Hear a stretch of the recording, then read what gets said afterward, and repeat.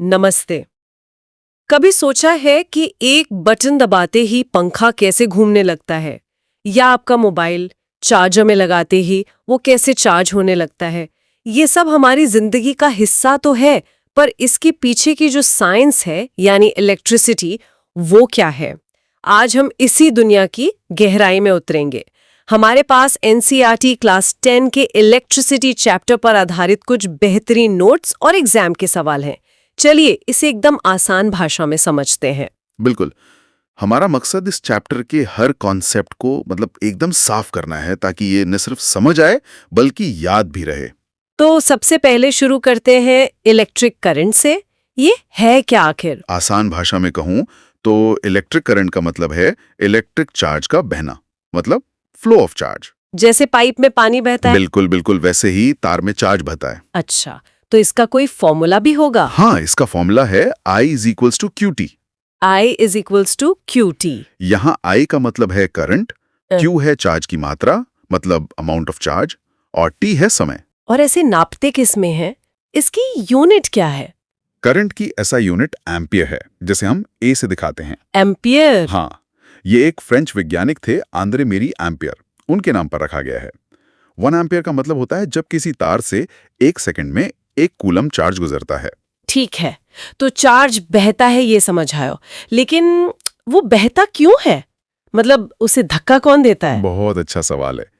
इसे समझने के लिए पानी की टंकी का उदाहरण लेते हैं। सोचिए, पानी हमेशा ऊंचाई वाले टैंक से नीचे वाले टैंक की तरफ ही क्यों बहता है?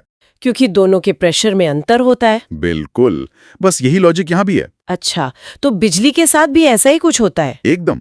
इलेक्ट्रिक करंट भी हमेशा हाई पोटेंशियल से लो पोटेंशियल की तरफ बहता है, और इसी पोटेंशियल के अंतर को पोटेंशियल डिफरेंस या वोल्टेज कहते हैं। तो वोल्टेज ही वो फोर्स है जो चार्ज को धकेलता है? हाँ, एक तरह से यही वो प्रेशर डिफरेंस है। तो फिर वोल्टेज का फॉर्मूला क्या हुआ? इसका फॉर्मूला है V = WQ। V = WQ। यहाँ V तो पोटेंशियल डिफरेंस हो गया, Q चार्ज, ये W क्या है? W है किया गया काम, यानी वर्क डन। Work done. हाँ, मतलब 1 कूलम चार्ज को एक जगह से दूसरी जगह ले जाने में जितना काम या कहिए एनर्जी लगती है, इसकी ऐसा यूनिट है वोल्ट। वोल्ट जी। तो जब 1 कूलम चार्ज को ले जाने में 1 जूल का काम होता है, तो हम कहते हैं कि पोटेंशियल डिफरेंस 1 वोल्ट है। ठीक है, ये क्लियर हुआ। मैंने सुना है कि वोल्टेज और करंट के बीच एक बहुत जरूरी रिश्ता है। हाँ, और उस रिश्ते को ही कहते हैं ओहम का नियम। Ohm's law. जी, जर्मन भौतिक शास्त्री जॉर्ज साइमन ओहम ने दिया था। नियम बहुत सिंपल है। वो कहता है कि अगर तापमान यानी टेम्परेचर स्थिर रहे, तो किसी तार में बहने वाला करंट यानी I उसके सिरों पर लगे पोटेंशियल डिफरेंस यानी V के सीधे समानुपाती होता है। सीधे समानुपाती? हाँ, मतलब डायरेक्टली प्रोपोर्शनल। हाँ, आसान भाषा में एक बढ़ेगा तो दूसरा भी बढ़ेगा। बिल्कुल बिल्कुल। वोल्टेज दुगना तो करंट भी दुगना। अच्छा, तो इसी फॉर्मूले में कैसे लिखते हैं? हम लिखते हैं V = I, और जब हम ये प्रोपोर्शन का निशान हटाते हैं तो एक कांस्टेंट आता है R। हाँ, तो फॉर्मूला बन जाता है V = IR। V = IR। और ये R क्या है? यही R उस तार का रेजिस्टेंस है, यानी प्रतिरोध। और इसका एक ग्राफ भी होता है ना, V और I के बीच का? हाँ, बिल्कुल।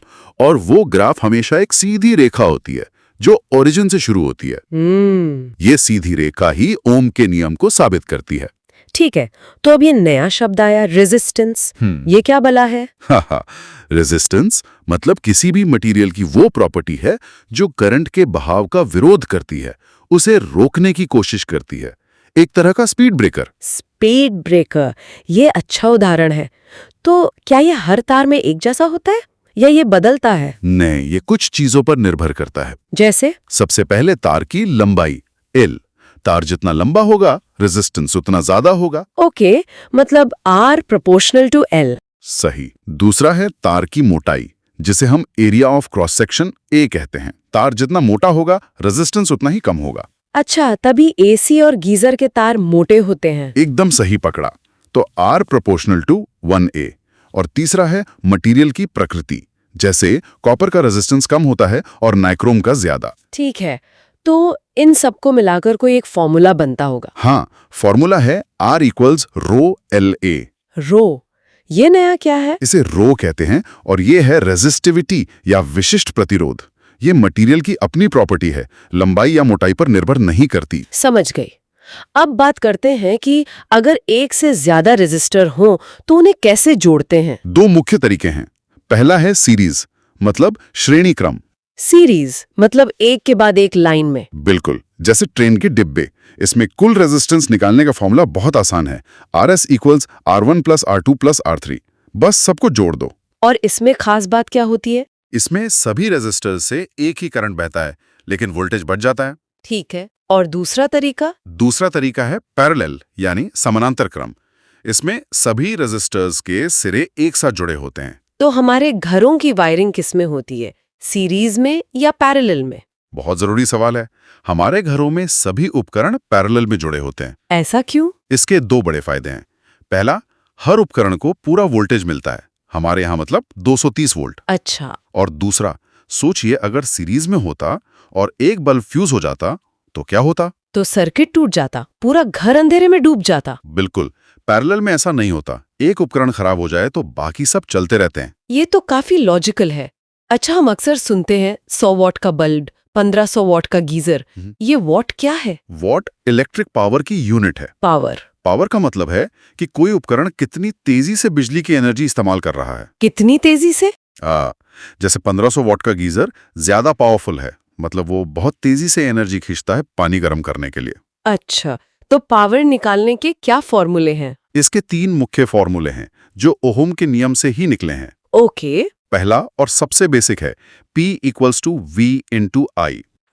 दूसरा है P = I²R। और तीसरा P = V²R। और जो हमारे घर का बिजली का बिल आता है उसका इससे क्या कनेक्शन है? देखिए, बिजली का बिल पावर का नहीं, एनर्जी का आता है। एनर्जी? हाँ, एनर्जी होती है पावर इंटू समय, E = P × T। बिल में जो यूनिट लिखी होती है वो असल में किलोवाट घंटा यानी kWh होती है। किलोवाट घंटा? हाँ, जैसे अगर आपका 400 वॉट का फ्रिज दिन में 10 घंटे चलता है तो वो 4000 वॉट घंटे यानी 4 किलोवाट एनर्जी इस्तेमाल करता है। तो यही 4 यूनिट है। बिल्कुल। फिर इन यूनिट्स को प्रति यूनिट रेट से गुणा करके आपका बिल बनता है। अब जाकर ये बिल का फंडा क्लियर हुआ। चलिए अब कुछ एग्जाम में आने वाले सवाल हल करते हैं। जरूर। पहला सवाल, एक हीटर 60 वोल्ट पर 4 एम्पियर का करंट लेता है। अगर वोल्टेज को 120 वोल्ट कर दें तो हीटर कितना करंट लेगा? ठीक है, इसे स्टेप बाय स्टेप करते हैं। पहले केस में हमें वोल्टेज 60V और करंट 4A दिया है। हम यहाँ से क्या निकाल सकते हैं? हीटर तो वही है, तो उसका रेजिस्टेंस निकाल सकते हैं। बहुत बढ़िया। तो स्टेप 1, हीटर का रेजिस्टेंस निकालेंगे। ओम के नियम से R = VI मतलब 60/4, जो हुआ 15 ओम। सही। अब स्टेप 2, हीटर का रेजिस्टेंस तो 15 ओम ही रहेगा। अब नए वोल्टेज 120V पर नया करंट निकालेंगे। I = VR मतलब 120 15, ये हो गया 8 एम्पियर। बिल्कुल। बहुत अच्छे। अगला सवाल थोड़ा ट्रिकी है। एक 4 ओम के तार को मोड़कर दुगना कर दिया गया। तार का नया रेजिस्टेंस क्या होगा? ये थोड़ा सोचने वाला है। जब तार को दुगना मोड़ा गया तो उसकी लंबाई L का क्या हुआ? लंबाई आधी हो गई, L2। और मोटाई यानी एरिया? वो दुगनी हो गई, 2A। चलना है। हमें पता है R = रो LA। तो नया रेजिस्टेंस R न्यू होगा रो L2 2A। तो ये रो L 4A हो गया। हाँ, जो कि पुराने R का 1/4 है। मतलब नया रेजिस्टेंस होगा 4 ओम, 4 = 1 ओम। एकदम सही। वाओ। चलिए आखिर में एग्जाम के लिए कुछ खास टिप्स और ट्रिक्स। जरूर। टिप 1, ओम के नियम पर 3 नंबर का सवाल आए तो पूरे नंबर के लिए 3 चीजें लिखें। 3 चीजें? हाँ, नियम का स्टेटमेंट, फॉर्मूला V = IR और उसका मतलब, और VI ग्राफ जो एक सीधी रेखा हो। ओके, ये जरूरी है। टिप 2, स्टूडेंट्स अक्सर सीरीज और पैरेलल के फॉर्मूलों में गड़बड़ करते हैं। बस एक चीज याद रखें, सीरीज में करंट सेम रहता है। अच्छा, ऐसे सीरीज ऐसे सेम करंट। बिल्कुल।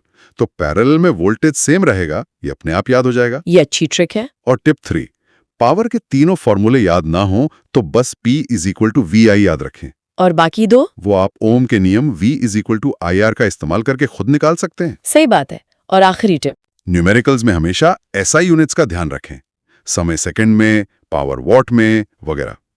छोटी छोटी गलतियां नंबर कटवा देती हैं। तो ये था इलेक्ट्रिसिटी चैप्टर का एक पूरा विश्लेषण। हमने करंट के बहाव से लेकर घर के बिजली बिल तक मुझे लगता है सब कुछ कवर कर लिया। उम्मीद है अब आपको ये कॉन्सेप्ट्स बिल्कुल साफ हो गए होंगे। याद रखिए, फिजिक्स रटने का नहीं, समझने का विषय है। बिल्कुल सही। और जाते जाते आपके लिए एक सवाल छोड़ जाते हैं।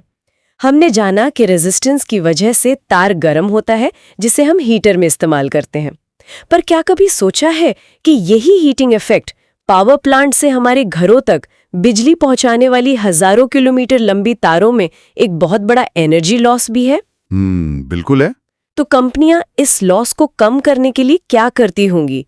सोचिएगा जरूर। अगली बार फिर मिलेंगे एक नए टॉपिक के साथ। तब तक सीखते रहिए।